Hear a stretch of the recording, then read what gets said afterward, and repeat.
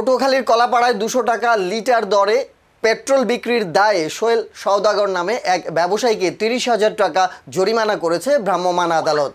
শুক্রবার 10 এপ্রিল রাতে গোপন সংবাদের ভিত্তিতে উপজেলার লালুয়া ইউনিয়নের বানাতি বাজারে অভিযান চালিয়ে এই জরিমানা আদায় করেন নির্বাহী ম্যাজিস্ট্রেট ও উপজেলার সহকারী ভূমি কমিশনার ইয়াসিন সাদেক।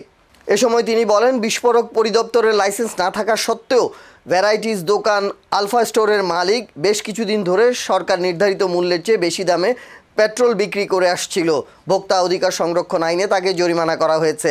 ম্যাজিস্ট্রেট জানান, তেল মজুতদার ও অসাধু ব্যবসায়ীদের বিরুদ্ধে ভ্রাম্যমাণ আদালতের অভিযান অব্যাহত থাকবে। বিষয়টা হলো, এটা সরকারি আইন, সপ্তাহে বন্ধ করার